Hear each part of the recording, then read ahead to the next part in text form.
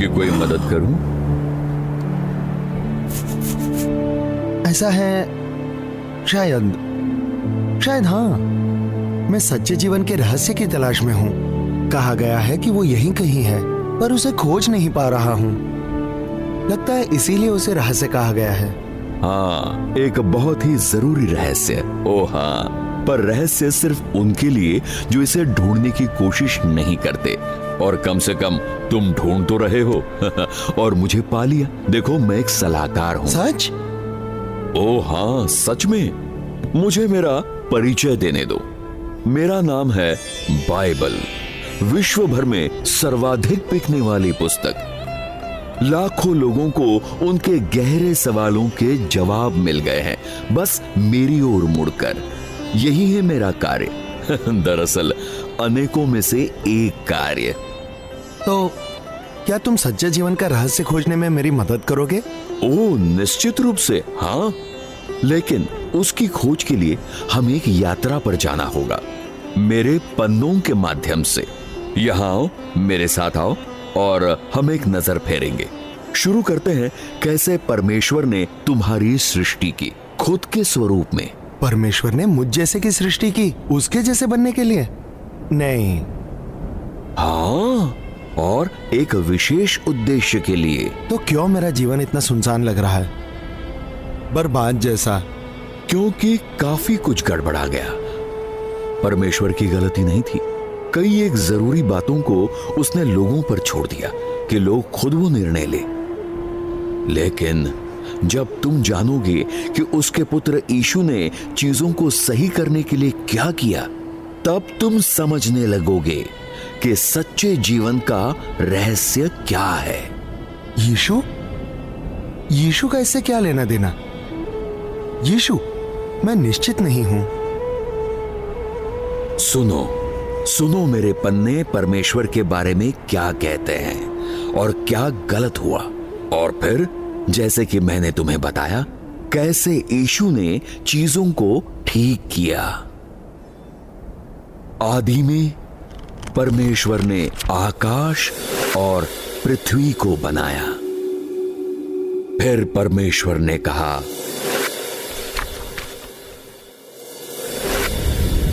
जल मछलियों और जीवित प्राणियों से बहुत ही भर जाए।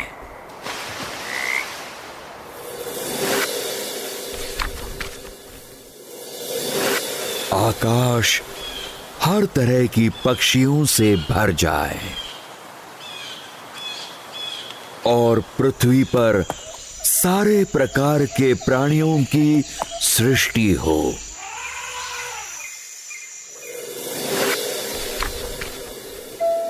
परमेश्वर ने कहा, हम मनुष्य को अपने स्वरूप के अनुसार अपनी समानता में बनाएं। वो समुद्र की मछलियों पर राज करेंगे, आकाश की पक्षियों पर और पृथ्वी के पशुओं पर। वो फूले फलें, पृथ्वी में भर जाएं और उसको अपने वश में कर ले। ये रही मेरी आशीष, मैं तुम्हारा पिता ठहरूंगा और तुम मेरे बेटे और बेटियां ठहरोगे। तुम माता पिता, यदि तुम्हारे बच्चे तुमसे रोटी मांगे तो क्या तुम उसे पत्थर दोगे? या अगर वो एक मछली मांगे तो क्या आप उन्हें सांप दोगे? बिल्कुल नहीं। तो जब तुम माता पिता अपने बच्चों को अच्छी वस्तुएं देना जानते हो, तो तुम्हारे स्वर्गीय पिता अपने मांगने वालों को कितनी अच्छी वस्तुएं देगा। यीशु ने कहा, ये परमेश्वर का पुत्र इन सब में सबसे महत्वपूर्ण। परमेश्वर ऊपर स्वर्ग से धरती पर सारी मानव जाति पर नजर डालते हैं। वो देखते हैं कि क्या कोई सच में बुद्धिमान है, क्या कोई परमेश्वर को खोजता है। लेकिन नहीं, सभी बहुत दूर गए हैं। कोई भला नहीं करता, कोई भी नहीं।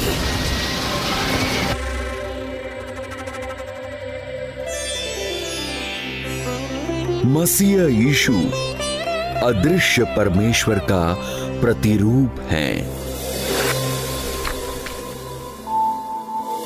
उनका अस्तित्व तब से है जब किसी भी चीज की सृष्टि नहीं हुई थी और वो सारी सृष्टि पर सर्वोच्च हैं।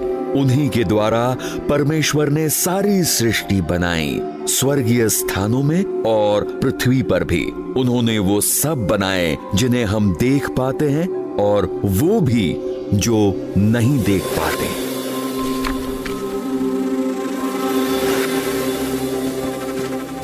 केवल एक ही परमेश्वर है और एक ही मध्यस्थ जो परमेश्वर और मानवता का मिलाप कर सकता है।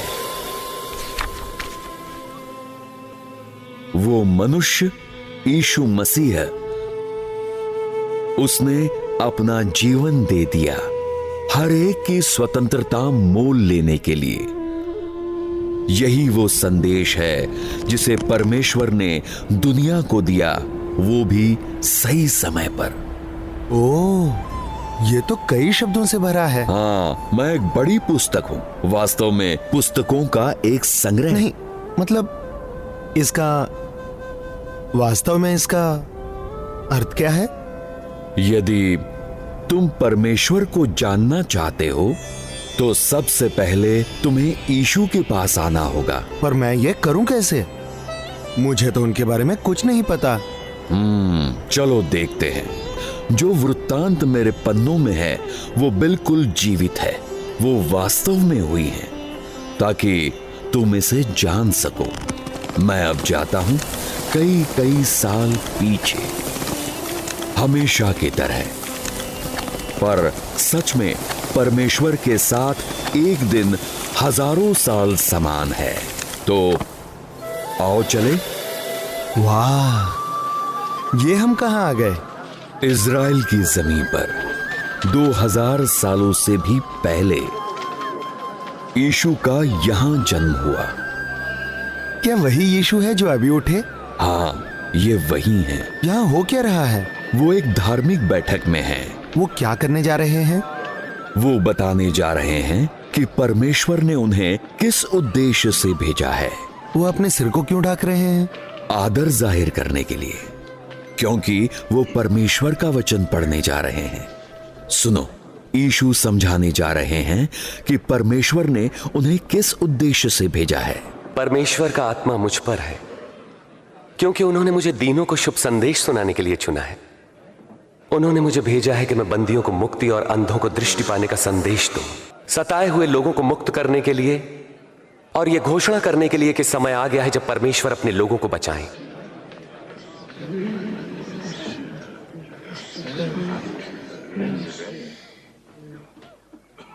आज धर्मशास्त्र का यह लेख पूरा हुआ। ओह, ये सब कितने बेताब हैं, लेकिन वो कितने देरी से पहुंचे। उन्होंने देर कर दी। ये ठीक नहीं हुआ। वो कितनी युवा और सुंदर थी। ये परमेश्वर की योजना का एक भाग है। तुम रो मत, वो मरी नहीं है, वो तो बस सो रही है।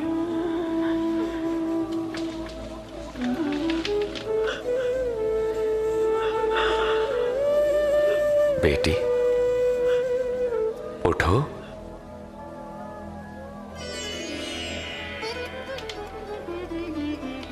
ये अद्भुत है।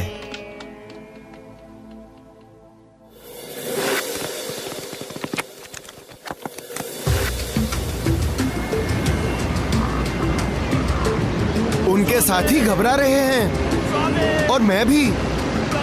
घबराने की कोई जरूरत नहीं है। यीशु का प्रकृति पर भी अधिकार है। देखो,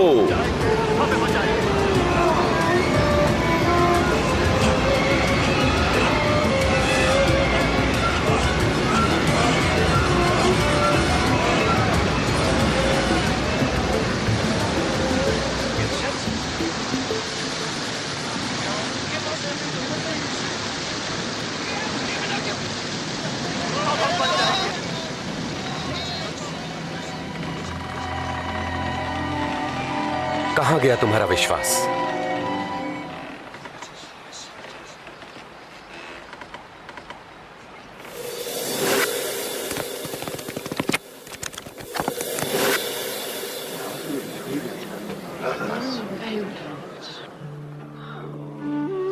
मैं तुम्हारे लिए क्या करूं?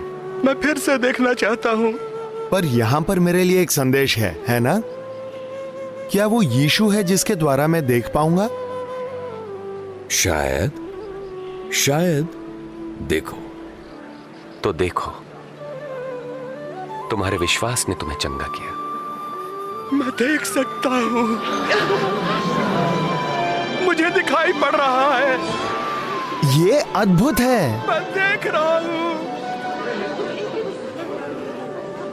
यीशु जीवन लाते हैं।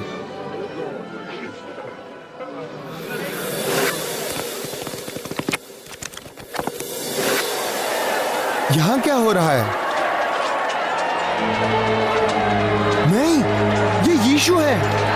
उनके साथ क्या हो रहा है? वो क्या कर रहे हैं? ये सब गलत है। उन्होंने भलाई की थी। उन्होंने तो कुछ भी गलत नहीं किया। कुछ गलत नहीं किया। मैं जानता हूं, मुझे पता है। यीशु क्रूस पर मरने जा रहे हैं ताकि स्त्री और पुरुष जीवन पाएं। लेकिन उन्हें मरने की जरूरत क्यों पड़ी? पाप की वजह से। पाप, यही कारण है। यही है इसकी सही वजह। यही है कि उन्हें मरना पड़ा। ये वो गलतियां हैं जो लोग करते हैं, जिससे तुम मन में खालीपन महसूस करते हो और अंत में वो तुम्हें मार देगा, नाश कर देगा तुम्हारी आत्मा का। तुम खुद होकर इससे छुटकारा नहीं पा सकते।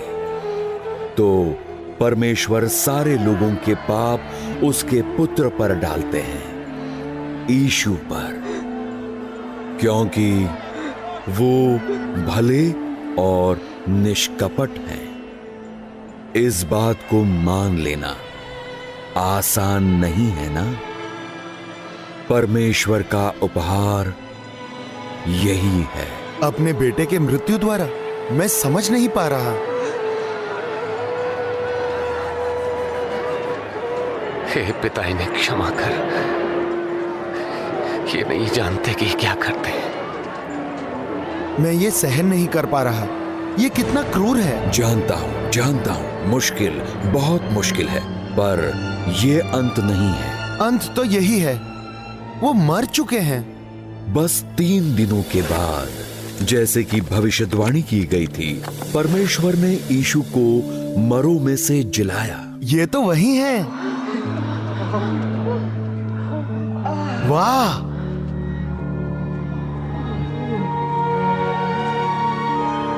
तुम क्यों इतने चिंतित हो? तुम्हारे मन में शंका क्यों उठ रही है? देखो मेरे हाथ और मेरे पांव और जान लो कि ये मैं ही हूं। मुझे छुओ तो पहचान लोगे, क्योंकि आत्मा के हड्डी और मांस नहीं होता जैसा मुझ में देखते हो। मैं यही बातें तो करता था जब तुम्हारे साथ था, कि मेरे विषय में मूसा की व्यवस्था, भविष्यवक्ता के लेखों और भजन संहिता में लिखा सब पूरा होना था। यही तो लिखा है कि मसीह को दुख उठाना और तीसरे दिन मृतकों में से जी उठना है। उनके नाम से पश्चाताप और पाप क्षमा का संदेश यरूशलेम से लेकर सारे संसार में प्रचारित किया जाएगा।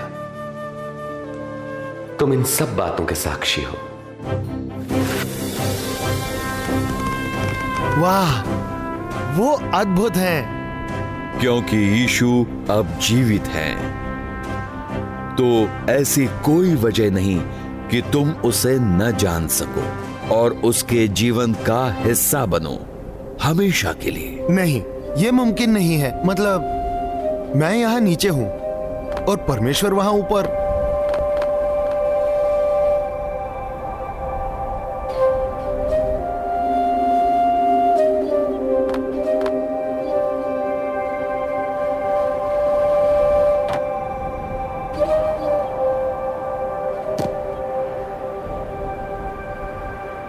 पर सुनो कि पौलुस, जो यीशु के सबसे पहले अनुयायियों में से एक था, उसका इसके बारे में क्या कहना है। सुनो।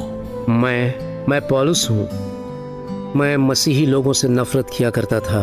मैंने उन पर हमले किए और कईयों का कत्ल कर दिया। मुझे इसका घमंड था। मैं मतलबी, दुष्ट और अहंकारी था। फिर एक दिन यीशु प्रकट हुए, मुझे बदला और मेरे सारे दोषों से मुझे क्षमा कर दिया। और फिर उन्होंने मुझे लोगों को उनके बारे में बताने को कहा, ताकि वो भी विश्वास करके पापों की क्षमा पाएं। आप खुद को इंसान के रूप में क्षमा न पाने के काबिल ना समझें। यदि हम भले होते तो हमें परमेश्वर की क्षमा की जरूरत न होती। तो क्या प्रभु मुझे क्षमा करेंगे? हाँ, बिल्कुल। इसलिए तुम्हें यीशु पर विश्वास करना होगा, यीशु का कहना मानना होगा। श्रीमान बाइबल, कृपया करके क्या आप मार्ग और सत्य और जीवन मैं ही हूं। बिना मेरे द्वारा कोई पिता के पास नहीं पहुंच सकता। मुझे ये बहुत पसंद है। पर मैं ये अब भी नहीं समझ पा रहा, परमेश्वर ने यीशु को मरने क्यों दिया? खैर, इसी तरह यीशु ने हमारे सारे पापों का मोल चुकाया। श्रीमान बाइबल, लोगों का परमेश्वर के साथ सही संबंध तब बनता है जब वो विश्वास करे कि यीशु ने लहू बहाकर अपने प्राण त्याग दिए। यदि मैं मानता हूँ कि यीशु मेरे लिए मरे, तब क्या होगा? उन सबको जो उन पर विश्वास करके उन्हें ग्रहण करते हैं, उन्हें वो परमेश्वर की संतान बनने का अधिकार देते हैं। क्या उपहार है! तो तुम्हारा मतलब है यदि मैं विश्वास करूं कि यीशु मेरे लिए मरे, तब मैं परमेश्वर की संतान बन सकता हूं। और बस उतना ही नहीं, परमेश्वर का आत्मा, वो पवित्र आत्मा तुम में वास करेगा और कभी साथ नहीं छोड़ेगा। ये अद्भुत है। लेकिन मेरा क्या होगा जब मैं गुजर जाऊंगा? तुम्हें परमेश्वर के आगे न्याय चुकाना होगा। वहां मैं पकड़ा जाऊंगा। लेकिन तुम सबसे छूट जाओगे। यीशु के बलिदान के लिए धन्यवाद और तुम्हारा उस पर का विश्वास एक बहुत ही खास रहस्य है। तो क्या मैं सदा यीशु के साथ रह सकता हूँ? हाँ, यकीनन, क्योंकि परमेश्वर ने जगत से ऐसा प्रेम रखा कि उसने अपना इकलौता पुत्र दे दिया, ताकि जो कोई उस पर विश्वास करे वो नाश ना हो, परंतु अनंत जीवन पाए। तो बताओ, मैं वास्तव में परमेश्वर की संतान कैसे बनता हूँ? तुम्हें यीशु को अंदर आने देना होगा। उनके वचनों को सुनो। देख, मैं द्वार पर खड़ा हुआ खटखटाता हूँ। यदि तुम मेरा शब्द सुनकर द्वार खोलोगे तो मैं भीतर आ जाऊंगा। ठीक है, पर मैं उसे कैसे अंदर आने दूं? यदि तुम घोषणा करो कि यीशु ही प्रभु हैं और दिल से विश्वास करो कि परमेश्वर ने उन्हें मरों में से जीवित किया, तो तुम निश्चित बचा लिए जाओगे। मुझे लगता है कि अब तुम्हारी समझ में आ गया है। क्या तुम ऐसा करोगे? मैं ऐसा करना चाहता हूँ, पर जानता नहीं क्या कहना होगा। कोई बात नहीं, बस जो मैं कहता हूँ उसे मेरे बाद तुम दोहराओ। धन्यवाद यीशु, जो मेरे लिए आप क्रूस पर मरे। धन्यवाद यीशु, जो मेरे लिए आप क्रूस पर मरे। मैं मानता हूं कि मैं आपके स्तर तक नहीं पहुंच सकता, ना ही खुद को बचा सकता हूं। मैं मानता हूं कि मैं आपके स्तर तक नहीं पहुंच सकता, ना ही खुद को बचा सकता हूं। आपकी जरूरत है मुझे यीशु। आपकी जरूरत है मुझे यीशु। कृपया मेरे पापों की क्षमा करके मेरा उद्धार कीजिए। कृपया मेरी पापों की क्षमा करके मेरा उद्धार कीजिए। मैं खुद को आपके हाथों में देता हूँ। धन्यवाद मुझसे प्रेम करके मुझे अपना समझकर स्वीकार करने के लिए। मैं खुद को आपके हाथों में देता हूँ। धन्यवाद मुझसे प्रेम करके मुझे अपना समझकर स्वीकार करने के लिए। धन्यवाद जो अब मैं परमेश्वर की संतान हूँ। धन्यवाद जो अब मैं परमेश्वर की संतान हूँ। बधाई हो, बहुत बढ़िया, बहुत बढ़िया। तुमने अब खोज लिया है सच्चे जीवन के रहस्य को। और हर अच्छे रहस्य के समान ये खोज क्या मुझे सदा के लिए बदल देगा? हाँ, निश्चय। अब जो तुम्हारे पाप क्षमा हुए हैं और तुम परमेश्वर की संतान हो, पवित्र आत्मा तुम में रहता है। वो यीशु के करीब रहने में तुम्हारी सहायता करेगा। तुम, जैसा मुझ में लिखा है, एक नई सृष्टि हो। शुक्रिया श्रीमान बाइबल, तुम अद्भुत हो। सच्चे जीवन के रहस्य की खोज में मेरी मदद करने के लिए शुक्रिया। तुम्हारा इस नए जीवन में स्वागत है श्रीमान, स्वागत है। पर देखा जाए तो ये बस हमारी यात्रा की एक शुरुआत है। और भी बहुत बहुत सारी बातें हैं जो तुम मेरे पन्नों से सीख सकते हो। कई बातें, और पवित्र आत्मा की अगुवाई से भी।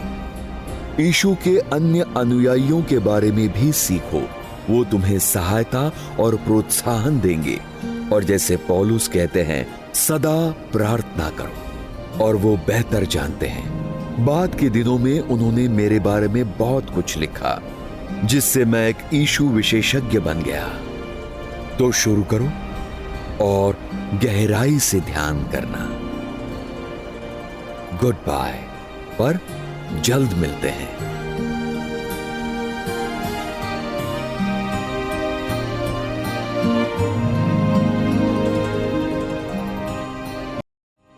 यदि आपने ये प्रार्थना की है और यदि आप अपने किसी प्रश्नों के उत्तर चाहते हैं, तो आप हमसे स्क्रीन पर दिखने वाले पते पर संपर्क भी कर सकते हैं।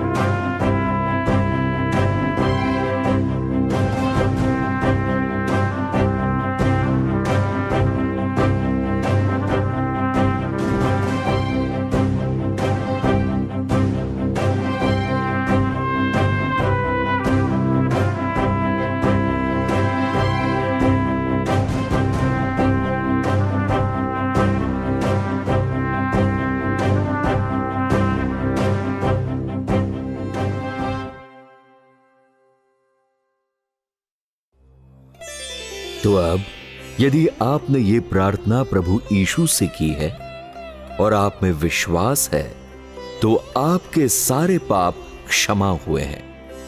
ओ हां, क्षमा हुए हैं, सवाल ही नहीं उठता। अब आप प्रभु परमेश्वर की संतान बन चुके हो। और परमेश्वर का जो आत्मा है, जिसे हम लोग पवित्र आत्मा कहते हैं, वास्तव में आप में वास करता है।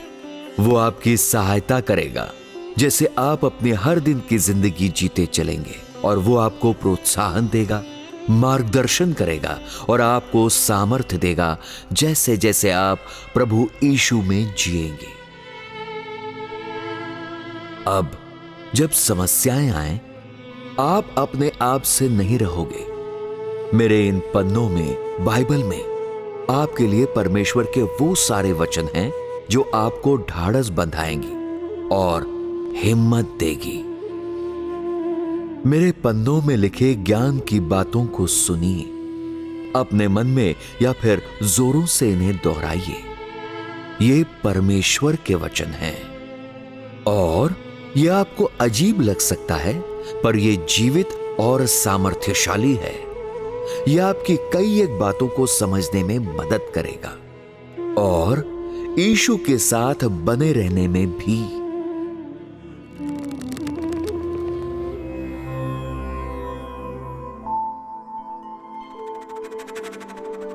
निश्चय उसने हमारे रोगों को सह लिया और हमारे ही दुखों को उठा लिया। वो हमारे ही अपराधों के कारण घायल किया गया, वो हमारे अधर्म के कामों के हेतु कुचला गया। हमारे ही शांति के लिए उस पर ताड़ना पड़ी कि उसके कोड़े खाने से हम चंगे हो जाएं।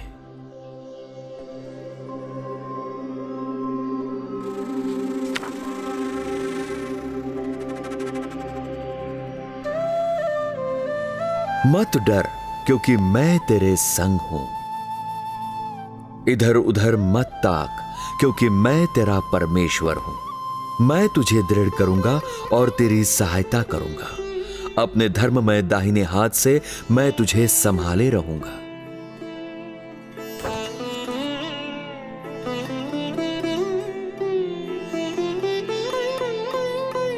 क्रोध तो करो, पर पाप मत करो। सूर्य अस्त होने तक तुम्हारा क्रोध न रहे।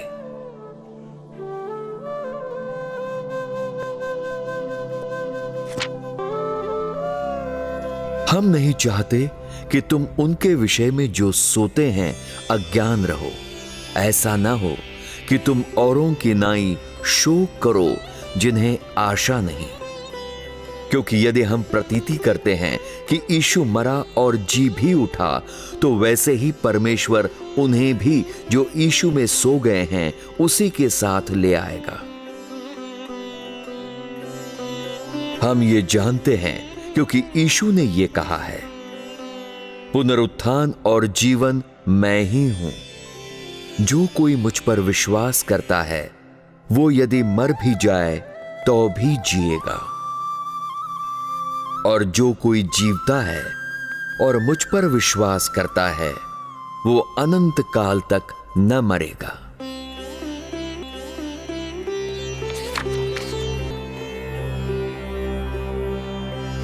धर्मी दुहाई देते हैं और यहोवा सुनता है और उनको सब विपत्तियों से छुड़ाता है। यहोवा टूटे मन वालों के समीप रहता है और पिसे हुओं का उद्धार करता है।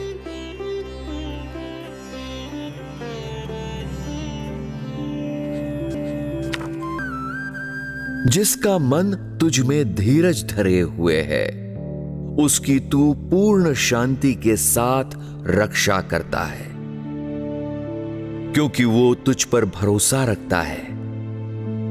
यहोवा पर सदा भरोसा रख, क्योंकि प्रभु यहोवा सनातन चट्टान है।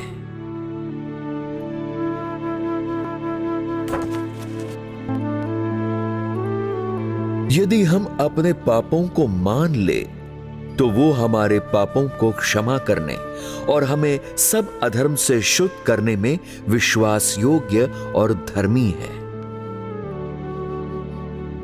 यहोवा कहता है, आओ हम आपस में वाद विवाद करें। तुम्हारे पाप चाहे लाल रंग के हों तो भी वो हिम की नाई उजले हो जाएंगे, और चाहे अर्गवानी रंग के हों तो भी वो ऊन के समान श्वेत हो जाएंगे।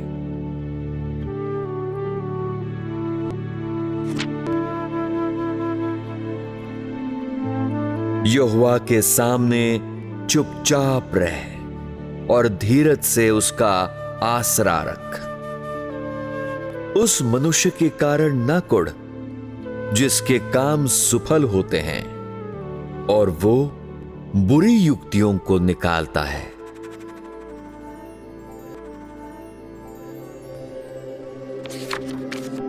कोई तुमसे तुम्हारी आशा के विषय में कुछ पूछे तो उसे उत्तर देने के लिए सर्वदा तैयार रहो, पर नम्रता और भय के साथ, और विवेक भी शुद्ध रखो, इसलिए कि जिन बातों के विषय में तुम्हारी बदनामी होती है, उनके विषय में वो जो तुम्हारी मसीही अच्छे चाल चलन का अपमान करते हैं लज्जित हो। क्योंकि यदि परमेश्वर की यही इच्छा हो कि तुम भलाई करने के कारण दुख उठाओ, तो ये बुराई करने के कारण दुख उठाने से उत्तम है।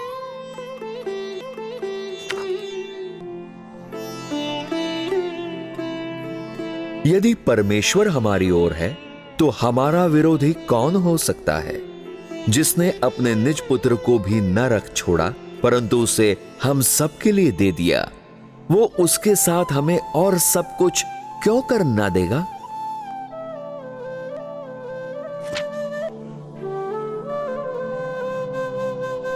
यीशु ने कहा, हे सब परिश्रम करने वालों और बोझ से दबे लोगों, मेरे पास आओ, मैं तुम्हें विश्राम दूंगा। मेरा जुआ अपने ऊपर उठा लो और मुझसे सीखो, क्योंकि मैं नम्र और मन में दीन हूं, और तुम अपने मन में विश्राम पाओगे। क्योंकि मेरा जुआ सहज और मेरा बोझ हल्का है।